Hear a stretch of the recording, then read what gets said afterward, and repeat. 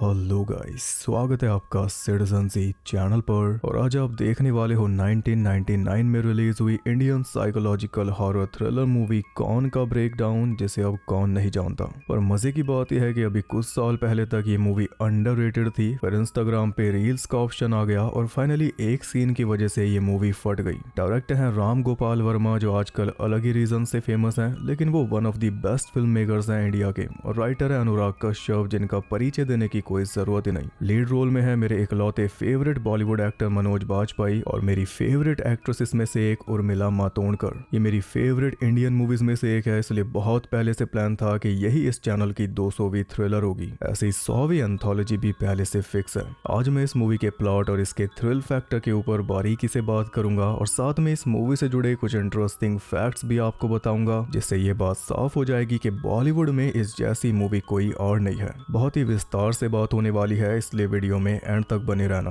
भले ही मूवी आपने पहले भी देखी हो, और अगर नहीं देखी तो जरूर जाके देख लो। तो चलिए अब ज्यादा देर ना करते हुए जल्दी से ब्रेकडाउन स्टार्ट करते हैं।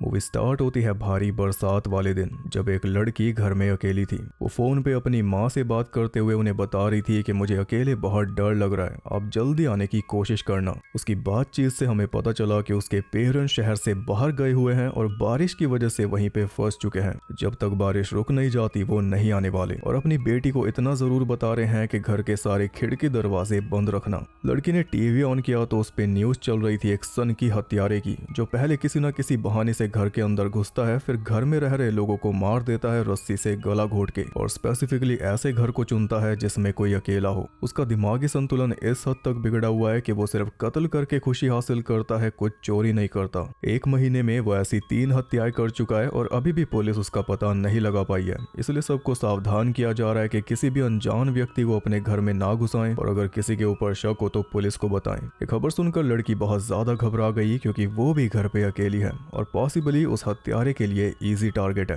खबर सुनते लड़की ने सबसे पहले मेन दरवाजा लॉक कर दिया। इसके बाद वो ऊपर अपने रूम में जाकर बैठ गई। तभी उसने देखा कि बाथरूम का दरवाजा खुला पड़ा है। घबराते हुए वो चेक करने गई, पर बाथरूम में कोई नहीं था, इसलिए उसने दरवाजा बंद कर दिया। लेकिन फिर उसे लगा कि बेड के नीचे कोई है, पर बेड के नीचे भी कोई नहीं था। फिर उसे ऐसा लगा जैसे पर्दे के पीछे कोई है, लेकिन वहां भी कोई नहीं था। पूरी तसल्ली कर लेने के बाद कहीं जाकर वो आराम से बैठी, पर तभी पीओवी शॉट के जरिए हमें दिखाया गया कि नीचे से सीधा सीढ़ियां चढ़ते हुए कोई ऊपर आया, जो बेड के पीछे से छुपकर लड़की को देखने लगा। लेकिन जैसे लड़की का ध्यान उस तरफ गया वो पीछे हट गया। लड़की ने फिर एक बार बेड के नीचे देखा, पर इस बार भी कोई नहीं था। फिर वो रूम से बाहर निकली तो नीचे उसे दिखाई दिए कई सारे लोग, जो बस सुन खड़े होकर उसी की तरफ घूर रहे थे। ऐसे ढेर सारे लोग उसके पीछे भी आ गए, और पलक झपकते ही सब के सब गायब। डर के मारे उसके पसीने छूट रहे थे, इसलिए वो जल्दी से वापस रूम में जाकर बंद हो गई। लेकिन फिर उसके मन में डाउट आने लगा कि उसने मेन दरवाजा लॉक किया था या फिर नहीं। अगर नहीं किया तो बड़ी मुश्किल हो जाएगी।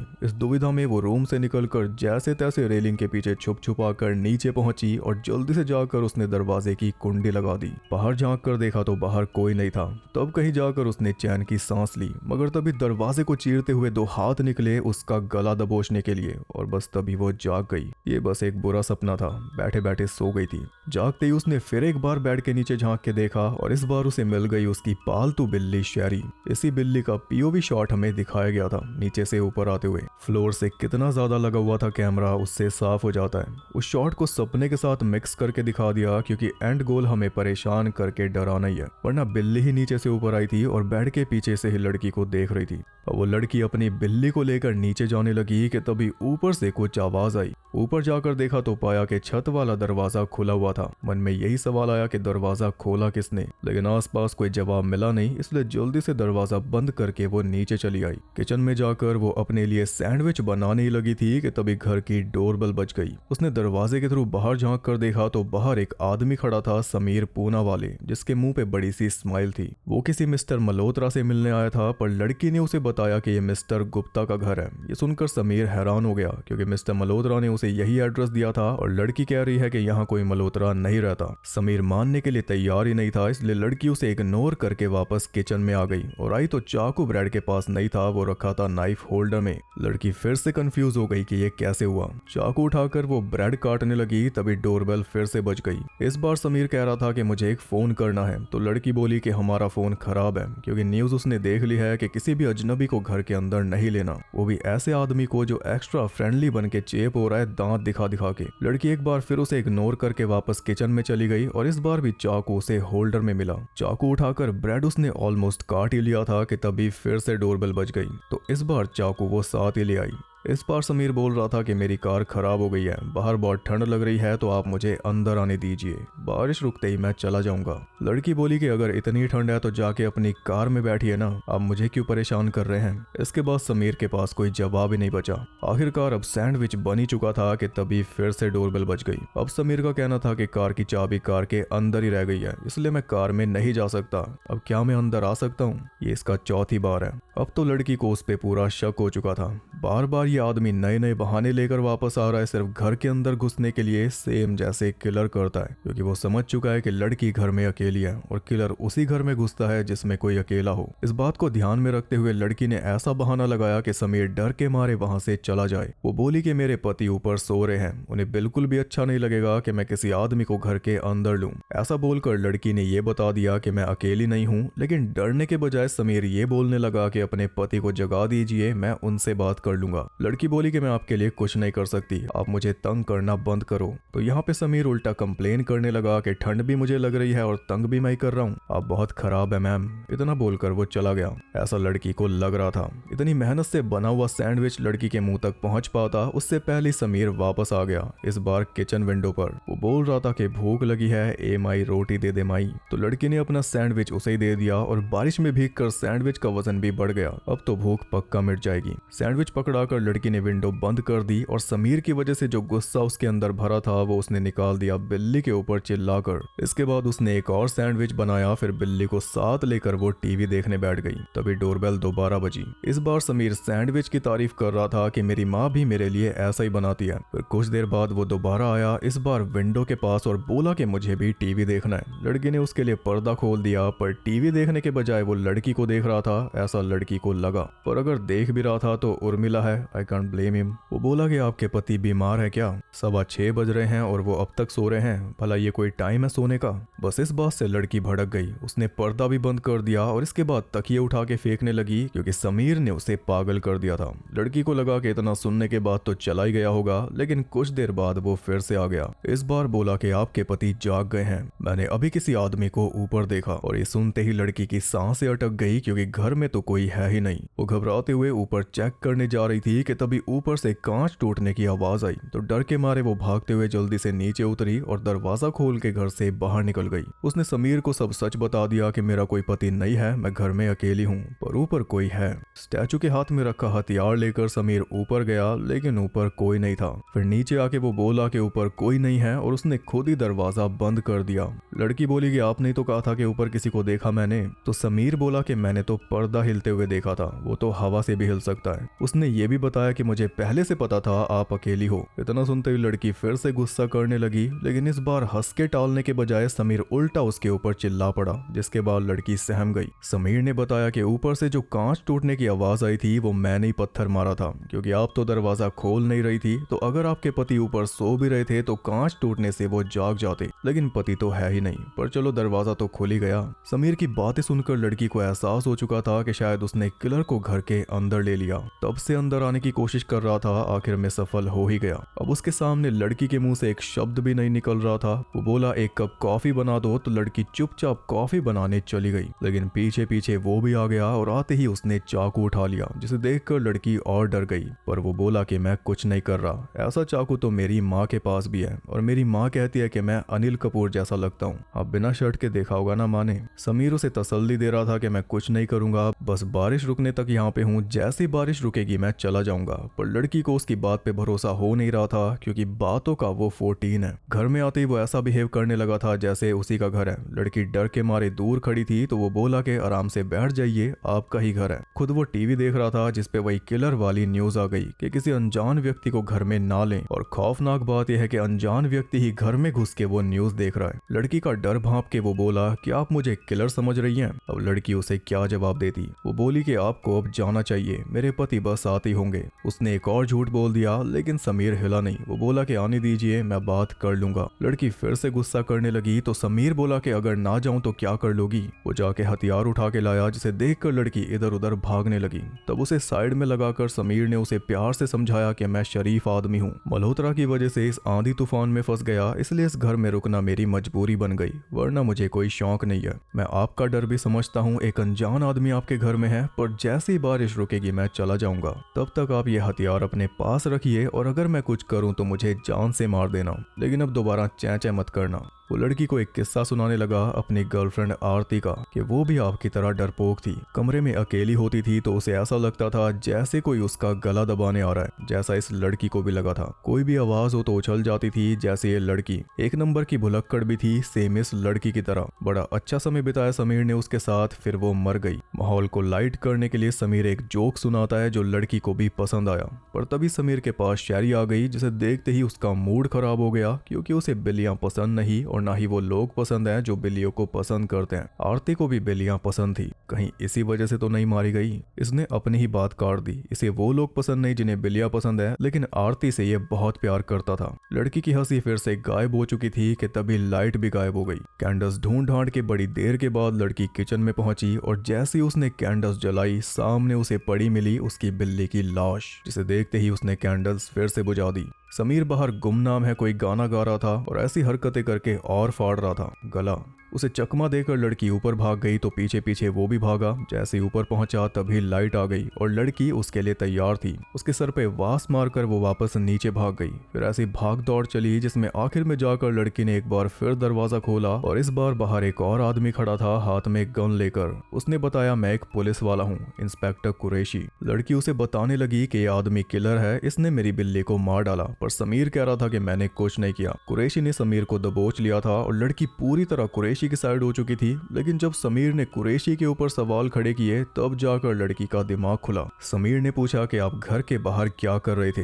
इतनी बारिश हो रही है, पुलिस को किसी ने बुलाया भी नहीं तो आप दरवाजे पे क्यों खड़े थे? इतने सवाल सुनकर कुरैशी ने भी दरवाजा बंद करके दोनों को बैठा लिया। फिर उसने पुलिस स्टेशन में फोन करके कुछ पुलिस वाले बुलाए। इसके बाद उसने बताया कि मैं यहाँ से गुजर रहा था तो रोड के बीच में एक गाड़ी खड़ी देखी तो सोचा कि आपकी होगी, इसलिए मैं पूछने आया था कि तभी आपने दरवाजा खोल दिया। इतना बोलकर वो दारू गटकने लगा और समीर को उसकी बात पे जरा भी यकीन नहीं हुआ क्योंकि उसकी गाड़ी रोड के बीच में नहीं खड़ी बल्कि साइड में खड़ी है। वो बोला कि ना तो तेरे पास वर्दी है, ड्यूटी पे दारू तू पी रहा है, बदबू तेरे अंदर से ऐसी आ रही है जैसे जन्मों से नहाया नहीं, जूते ऐसे पहने हैं जैसे अनिल कपूर के चुराए हों, घर में आके ऐसे पसर गया जैसे तेरी बुआ का घर है, तू कहाँ से पुलिस वाला लग रहा है। समीर को उसकी पिस्टल का भी डर नहीं था तो उसने पिस्टल ही समीर की कनपटी पे रख दी तो समीर ने भी उसी वक्त उसे लातों से ले लिया। दोनों में भारी झड़प चली जिसके अंत में दोनों घूम फिर के फिर से वहीं पे आ गए जहां से शुरू हुए थे। बस फर्क यह है कि पहले समीर सोफे पे बैठा था और कुरैशी उस पे हावी था, पर अब कुरैशी सोफे पे है और समीर उस पे हावी है। मुक्के भरे जा रहा है उसमें।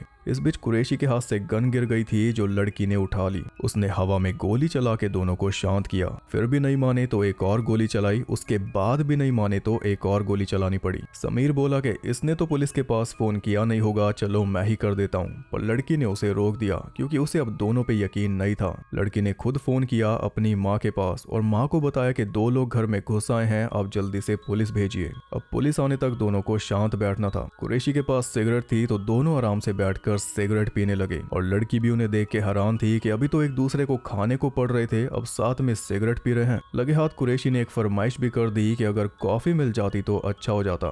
तो सच में बुआ के घर में है। समीर बोला कि कॉफी हम बना लेंगे, आप हमारे ऊपर गन तान के रखना, इससे आपकी सेफ्टी बनी रहेगी। हाँ, पर मुझे कॉफी बनानी नहीं आती, बस पीनी आती है, बना ये लेगा। तीनों किचन में पहुंचे तो मौका देख के समीर ने कुरैशी को पैन मार के नॉक कर दिया। उसे रिवाइव मिलता उससे पहले लड़की के हाथ से गन भी छीन ली और लड़की को क्लियर बता दिया कि आप तो बेवकूफ हैं, दोनों को मरवा देंगी, मैं आपका भी ध्यान रखूंगा, अब शांत होके बैठ जाओ। फिर उसने गन पॉइंट पे कुरैशी से पूछा कि तू कौन से थाने से है। कुरैशी ने बताया पनवेल। तो उससे थाने का नंबर पूछ के लड़की को बोला कि फोन मिलाओ, और जब लड़की ने फोन मिला के कुरैशी के बारे में पूछा तो थाने से जवाब आया कि कुरैशी नाम का यहाँ कोई पुलिस वाला नहीं है। कुछ इस तरह कुरैशी की पोल खुल गई। अब उन दोनों को लग रहा था कि कुरैशी किलर है, और कुरैशी अब भी हार नहीं मान रहा था, इसलिए समीर ने गोली चला दी जो किसी को नहीं लगी। लेकिन इसके बाद कुरैशी ने उससे गन छीन ली, क्योंकि गन में सिर्फ 4 ही गोलियां थी, जिनमें से 3 लड़की ने चला दी थी और आखिरी चला दी समीर ने। गन में नई मैगजीन डाल के उसने खुद अपना सच बता दिया कि मैं कोई किलर नहीं हूँ, बस एक चोर हूँ, इस घर में चोरी करने आया था। अब मैं वापस जा रहा हूँ, लेकिन जाने से पहले इस समीर का इंतजाम करके जाऊंगा ताकि ये आपके साथ कुछ गलत ना करे। उसने लड़की को बोला कि आप जाके रस्सी लेकर आओ, और लड़की चली गई।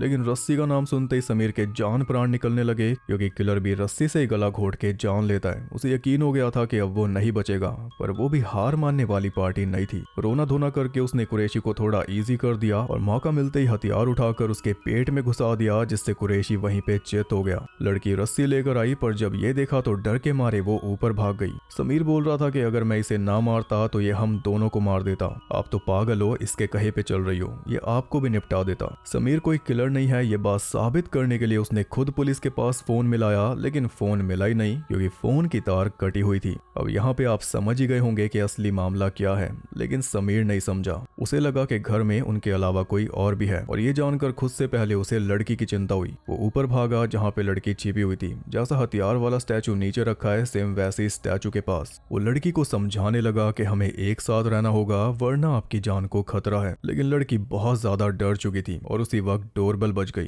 समीर दरवाजे पर गया तो बाहर कोई आदमी आया हुआ था जो मिस्टर मल्होत्रा के बारे में पूछ रहा था, सेम जैसे समीर पूछ रहा था, यानी ये सच में मिस्टर मल्होत्रा का ही घर है। ये बात समीर को तब समझ आई जब ऊपर उसे कारपेट में लिपटी हुई मिली मिस्टर मल्होत्रा की लाश, जिसे गला घोटकर मारा गया था। और असली किलर उसके पीछे ही खड़ी थी, वो लड़की जिसे सब घर की ओनर समझ रहे थे। वो ही घर में घुसी, उसी ने मल्होत्रा को मारा और उसी ने फोन की वायर काटी थी मूवी शुरू होने से पहले ही। तब से वो इनके साथ खेल रही थी। बड़े क्रीपी एक्सप्रेशंस देते हुए उसने समीर के ऊपर भी हमला बोल दिया, उसी चाकू से जिससे ब्रेड काट रही थी। और उससे बचने के चक्कर में दरवाजे का ग्लास तोड़ते हुए समीर पहुंच गया छत पे। शुरू से बारिश हो रही है तो क्लाइमैक्स अगर बारिश में ना हो फिर कैसा मजा। समीर ने उस लड़की को काबू करने की कोशिश की, लेकिन वो बेकाबू थी। उसने उल्टा समीर के पैर में चाकू घुसा दिया। समीर ने फिर एक बार कोशिश की तो इस बार चाकू घुसा उसकी बैक में, जिसके बाद वो लड़की किसी बच्चे की तरह खेलते हुए नाचने लगी। और क्रीपी स्माइल तो थी ही उसके फेस पे। दांत फाड़ने में तो समीर को भी मात दे रही है। समीर अब भी मरा नहीं था, इसलिए वो उसकी तरफ बढ़े जा रही थी। तब समीर ने एक डंडा उठाया और 4 बार उसके सर में मारा। सर भी फट गया, खून भी निकलने लगा, लेकिन वो हिली तक नहीं, क्योंकि पहले से हिली हुई थी। पर इस बार समीर ने उसे काबू कर लिया था कि तभी पीछे से कुरैशी आ गया, जिसने वही हथियार समीर के पेट में घुसाकर उसे मार डाला। और कुरैशी के आते ही लड़की एकदम बेचारी बन के दिखाने लगी, जैसे समीर उस पे जुल्म कर रहा था। पर मौका मिलते ही उसने कुरैशी को भी अपना असली रूप दिखा दिया, सीधा स्टैब करके उसे छत से नीचे फेंक दिया। इसके बाद बाउंड्री पे चढ़ के नाचने लगी,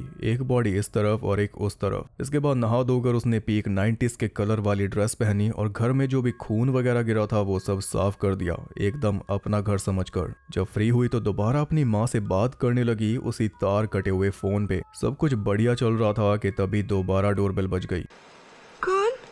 बाहर से आवाज आई, मल्होत्रा साहब घर पे हैं। तो लड़की ने हमारी तरफ देख के क्रीपी स्माइल दी, और यही सीन इस मूवी का फेमस हुआ है अब जाकर। स्माइल इसलिए दे रही है क्योंकि हमें ऑलरेडी पता है कि आगे क्या होगा। जब मूवी शुरू हुई थी तब नहीं पता था। बस इसी खतरनाक एंडिंग के साथ ये मूवी हो गई खत्म। यकीन नहीं होता बॉलीवुड में ऐसी मूवी बनी है। स्ट्रेट अप सस्पेंस थ्रिलर, बिना गाने के, बिना किसी फालतू सीन के, शुरू से एंड तक एकदम ग्रिपिंग। ओवरऑल ट्विस्ट भी बहुत सही है, क्योंकि सबका शक समीर के ऊपर ही रहता है उसकी हरकतों की वजह से। अच्छी बात यह है कि फाइनली ये मूवी कल्ट क्लासिक बन चुकी है, अब इसे पहचान की जरूरत नहीं। मनोज बाजपेयी ने सबसे बढ़िया परफॉर्मेंस दी है, फिर उर्मिला ने। मनोज बाजपेयी की रेंज तो ऐसी है कि इनसे 3 मूवीज करवा लो जिनमें सन की वाली एक्टिंग करनी है, और तीनों में अलग तरह से करके देंगे। इस तरह के एक्टर हैं। वही उर्मिला भी शुरू से ही अलग अलग तरह के रोल्स करती आई है, शायद ही किसी और एक्ट्रेस ने किए होंगे। वो सॉफ्ट लड़की वाले रोल में फंस के नहीं रह गई। उर्मिला की मूवीज चेक करो, एक से एक रोल मिलेगा। रंगीला, सत्या, प्यार तूने क्या किया, भूत, पिंजर, एक से एक रोल है। और मनोज बाजपेयी के बारे में तो मैं बोलता हुआ भी अच्छा नहीं लगता, क्या क्या काम है क्या नहीं है। पर सबसे मेन है राम गोपाल वर्मा। अगर आपको सच में बॉलीवुड में बनी अलग तरह की मूवीज देखनी है तो राम गोपाल वर्मा की फिल्मोग्राफी चेक कर लो। सिर्फ एज अ डायरेक्टर नहीं, एज राइटर और प्रोड्यूसर भी एक से बढ़ के एक एक्सपेरिमेंट देखने को मिलेगा। जो कोई नहीं कर रहा था वो ये कर रहे थे। कैमरा वर्क में भी बहुत ज्यादा एक्सपेरिमेंट करते थे। जैसे इनकी मूवीज में कैमरा आपको ऊट पटांग जगहों पे प्लेस मिलेगा, कभी पंखे के ऊपर, कभी ग्लास के अंदर, कभी किसी की, खैर छोड़ो। कहने का मतलब यह है कि इनके काम में आपको उस टाइम के हिसाब से सब कुछ अलग देखने को मिलेगा। हॉरर, थ्रिलर, एंथोलॉजिस्ट सब कुछ है। टाइम मिले तो आराम से देखना कभी। बाकी मैं कोशिश करूंगा एक ना एक वीडियो लाता रहूं, अगर ये वीडियो बच गई तो। अभी राम गोपाल वर्मा हॉरर में कम बैक करने वाले हैं पुलिस स्टेशन में भूत के साथ। वो अगले साल आएगी और उसमें भी मनोज बाजपेयी हैं। पोस्टर से तो इविल डेड 2 टाइप की हॉरर कॉमेडी लग रही है, और अगर वैसी ही निकली तो बड़ी मुश्किल से कोई इसे पसंद करेगा, क्योंकि यहाँ पे हॉरर कॉमेडी का एक अलग ही टेम्पलेट सेट हो चुका है। देखते हैं कैसी होगी। फिलहाल इस मूवी की बात करें तो इसकी खासियत यह है कि पूरी मूवी एक घर के अंदर सेट है और इसमें सिर्फ 3 ही कैरेक्टर्स हैं, जिनमें से मेन कैरेक्टर यानी उस लड़की का कोई नाम ही नहीं है। वो लड़की ये सब किलिंग्स वगैरह क्यों कर रही थी ये समझना भी कोई मुश्किल काम नहीं है। पूरी मूवी में उसे स्टडी करने के बाद उसकी बैक स्टोरी भी आराम से निकाली जा सकती है। बचपन में उसकी माँ उसे छोड़ के चली गई होगी, जिससे उसके दिमाग पे गहरा सदमा लगा होगा। किसी अनाथ आश्रम में बड़ी हुई होगी ये सोचते हुए कि माँ एक दिन जरूर आएगी और मुझे घर ले जाएगी, लेकिन माँ आई नहीं। फिर जब बड़ी हो गई तो अनाथ आश्रम से भाग निकली और स्पेसिफिक घर चुनकर जिसमें सिर्फ एक बंदा हो उसमें घुस के उस बंदे को मार के घर में पूरा दिन ऐसे रहती थी जैसे उसका अपना घर हो, और घर में से अपनी माँ के पास फोन करती थी कि आप कब आओगी, आप जल्दी आ जाओ। वही बचपन वाला सपना पूरा करती थी कि मैं अपने घर में होंगी और मेरी माँ मेरे पास आ जाएगी। जो उसे मिला नहीं था उसे छीनती थी। किलिंग उसका मेन मोटिव नहीं था, बस यही था कि आराम से अपने घर में टाइम बिताऊं, जो कि वो कर भी रही थी। लेकिन इसी में खलल डाल दी थी समीर ने, जिसे उसने बहुत अवॉइड किया, लेकिन वो जबरदस्ती घर में घुस आया, उसका पूरा दिन खराब कर दिया, जिसकी सजा उसे मिली। और साथ में कुरैशी को भी, क्योंकि वो भी सपनों के घर में घुस आया था। उन दोनों को मार के वो फिर से उसी माइंडसेट में चली गई थी कि मैं एक बच्ची हूँ, ये मेरा घर है और मेरी माँ जल्दी आ जाएगी। अगर आप इस मूवी को सच में एक्सपीरियंस करना चाहते हो तो आपको ये 2 बार देखनी पड़ेगी। एक बार आप क्लूलेस होके देखोगे, जिसमें ऑब्वियस शक आपका समीर के ऊपर रहेगा, लेकिन दूसरी बार जब आप देखोगे तब आपको पहले से पता रहेगा कि किलर लड़की है, और उस वजह से आप असली मूवी देख पाओगे। वो लड़की कब क्या कर रही है, उसके हाव भाव का क्या मतलब है, वो जो बोल रही है उसका क्या मतलब है, वो आपको अच्छे से समझ आएगा। इस मूवी का थ्रिल फैक्टर भी 2 तरह से काम करता है। जब आप क्लूलेस होते हो तब अलग तरह का थ्रिल है, और जब आपको पहले से सब पता है तब अलग तरह का थ्रिल है, बल्कि थ्रिल के साथ चिल्स भी हैं।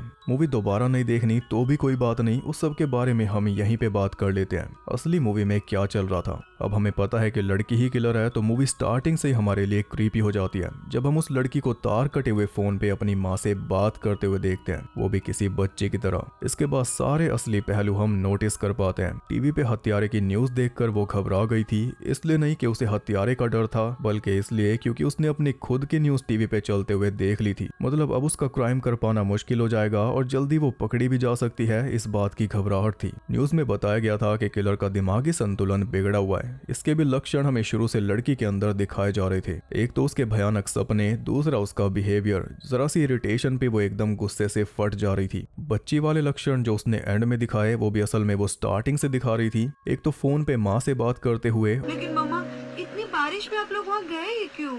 और फिर जब सैंडविच बना रही थी तब भी सेम ट्यून गुनगुना रही थी बच्चे की तरह।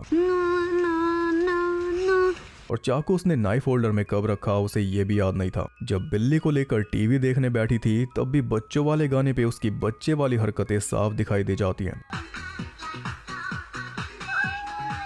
समीर ने आकर जब मिस्टर मल्होत्रा के बारे में पूछा था तब भी वो घबरा गई थी। उसने खड़े पैर नकली नाम निकाला था मिस्टर GH गुप्ता का, जो कि शायद उसके पिछले विक्टिम्स में से एक रहा होगा। और एग्जैक्टली उसी वक्त उसके मुंह से सच भी निकल गया था कि ये मल्होत्रा का घर है, यहाँ कोई गुप्ता नहीं रहता। देखिए मैं आपको एक बार ठीक से बता रही हूँ, कि ये मल्होत्रा साहब का घर है, यहाँ कोई गुप्ता नहीं रहता। उसी सीक्वेंस में उसने ये भी बताया था कि फोन बंद है हमारा। ये बात उसने सच बोली थी और सच उसने हमें बताया था क्योंकि हमने ही उसे फोन पे बात करते देखा था मम्मी से। एंड में भी उसने हमें ही हंस के दिखाया था अगला शिकार पकड़ने से पहले, क्योंकि तब तक हम जान चुके थे उसकी असलियत और आगे क्या करेगी वो। समीर को भगाने के लिए उसने बोला था कि मेरे पति ऊपर सो रहे हैं। ये बहाना उसके दिमाग में कैसे आया? ऊपर मिस्टर मल्होत्रा की लाश पड़ी थी उससे। मूवी में समीर का उसकी माँ के साथ ऑब्सेशन दिखाया गया ताकि हमें उस पे शक हो, क्योंकि मूवीज में ये आम बात है, किलर्स अपनी माँ से ऑब्सेस्ड होते हैं। और इस मूवी में भी जो असली किलर थी वो भी माँ से ऑब्सेस्ड थी। जब भी बात करती थी माँ से ही करती थी, यहाँ तक कि जब उसका भांडा फूटा तब भी वो मम्मा मम्मा चिल्लाते हुए भागी थी। पर्दा बंद करने के टाइम पे उसका पागलपन फिर एक बार दिखा था और वो बोली थी कि पागल कर रखा है इसने। कैसा आदमी ने?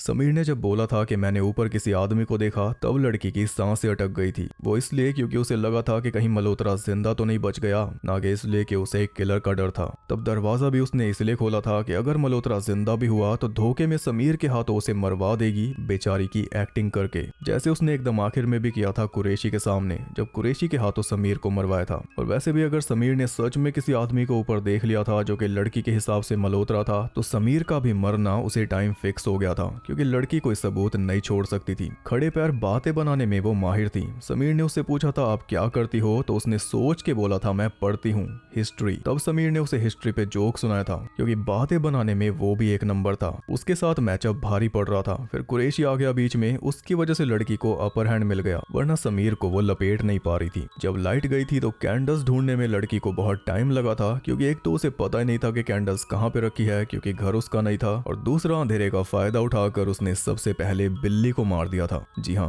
बिल्ली को उसी ने मारा, ना कि समीर ने। बिल्ली पे वो पहले भी गुस्सा निकाल चुकी थी, क्योंकि बिल्ली उसकी सुन नहीं रही थी, उससे दूर जा रही थी, क्योंकि बिल्ली उसकी थी ही नहीं। इनफैक्ट उसका नाम शैरी भी नहीं था, वो लड़की ने खुद रखा था। तो समीर की वजह से जो भी फ्रस्ट्रेशन लड़की के अंदर भरी थी, वो मौका मिलते ही उसने बिल्ली के ऊपर निकाल दी। मारा भी वैसे ही जैसे उसे मजा मिलता है, गला काट कर। और शायद बिल्ली के अलावा घर में एक और पेट था जिसे उसने पहले ही मार दिया था, क्योंकि एक कारपेट में तो मल्होत्रा की बॉडी थी, पर उसके साथ में एक और कारपेट लपेट के रखा हुआ था जो एकदम स्टार्टिंग से हमें विजिबल था। उसे देख के यही पता चलता है कि उसमें भी किसी पेट को मार के लपेट रखा था। पॉसिबली एक बिल्ली बची थी, उसे भी बाद में निपटा दिया। इससे ये भी पता चलता है कि छत वाला दरवाजा खुद लड़की ने खोला होगा जब वो बॉडीज को ऊपर ठिकाने लगा रही थी तब। पर क्योंकि वो भुलक्कड़ थी, जैसे हमने चाकू वाले केस में देखा, वैसे ही वो दरवाजा बंद करना भी भूल गई होगी। जब कुरैशी आया था और उसने बताया था कि मैं पुलिस वाला हूँ, तब भी लड़की घबरा गई थी, क्योंकि उसे लगा कि पुलिस किलर को ढूंढते हुए आई है, अब तो मैं फंस जाऊंगी। इसलिए वो समीर को किलर बता के फंसा रही थी, मरी हुई बिल्ली दिखाकर। लेकिन ये घबराहट उसकी थोड़ी देर में खत्म हो गई जैसे कुरैशी ने पुलिस स्टेशन में फोन मिलाया। वो समझ गई थी कि ये भी फर्जी है, क्योंकि फोन तो काम कर ही नहीं रहा था। और जब समीर पुलिस को फोन करने लगा तब भी लड़की ने उसे रोक दिया था, क्योंकि अगर वो फोन करता तो लड़की का भांडा फूट जाता। तब लड़की ने खुद फोन करने का नाटक किया था, वो भी पुलिस को नहीं, अपनी माँ को। और बाद में जब उसने पुलिस स्टेशन में फोन मिलाया था तब उसने कुरैशी को फेक बता दिया था, क्योंकि वो खुद भी ये बात पहले से जानती थी। तब वो झट से समीर की साइड हो गई थी, क्योंकि गन उसके हाथ में थी। जिसके पास गन, उसके साथ हम वाला हिसाब हो गया था उसका, क्योंकि तब तक वो डिसाइड कर चुकी थी कि इन दोनों में से एक कोई दूसरे को मार दे, फिर बचे हुए को मैं मार दूंगी। इसलिए जब गन वापस कुरैशी के हाथ में आई तो वो कुरैशी की साइड हो गई। वैसे पहले उसने समीर को मारने की कोशिश की थी, पर समीर की किस्मत अच्छी थी कि तभी लाइट आ गई थी, वरना अंधेरे में ही उसका शिकार हो जाता। तो जब आपको सच पता हो तो ये पूरी मूवी ही नई बन जाती है। लड़की की बात तो कर ली, लेकिन साथ में समीर की बात करना भी जरूरी है। तीनों में से समीर ही सबसे ज्यादा समझदार था। लड़की भी बहुत दिमागदार थी, लेकिन वो क्रिमिनल माइंडेड थी, उस तरह से अपना दिमाग चला रही थी। जबकि समीर नॉर्मली भी सब कुछ सटीक पकड़ रहा था। वो इतना स्मार्ट था कि शुरू में ही लड़की को ऑब्जर्व करके वो समझ गया था कि लड़की अकेली है, और वो घर में आने के लिए डेस्परेट था, इसलिए इतना कुछ कर रहा था। जैसे कुछ ओवर फ्रेंडली टाइप के लोग होते हैं, उसका नेचर वैसा था कि घर में जाके बारिश से बच जाऊंगा, वरना कहाँ जाऊं, भले ही लड़की अकेली है पर मैं कुछ थोड़ी करूंगा, ये वाला एटीट्यूड था उसका। और हर एक सिचुएशन उसने बराबर हैंडल की, एक एक लाइन उसने सटीक पकड़ी एकदम, इतना ज्यादा दिमाग था उसमें। लेकिन एंड में वो भी घोंचू बन गया जब फोन की कटी हुई तार मिली, तब वो भी सिर्फ हमें भटकाने के लिए, क्योंकि तब तक हम भी समझ चुके थे कि लड़की किलर है। पर उसने हमारा ध्यान भटकाना चाहा ये बोलकर कि घर में कोई और भी है जिसे हमने अब तक देखा ही नहीं, जो छत का दरवाजा खुला हुआ था और जो चाकू बार बार होल्डर में फिट हो रहा था, जो लाइट जा रही थी। ये सब इंसिडेंट्स उसकी बात को बैक कर रहे थे कुछ देर के लिए।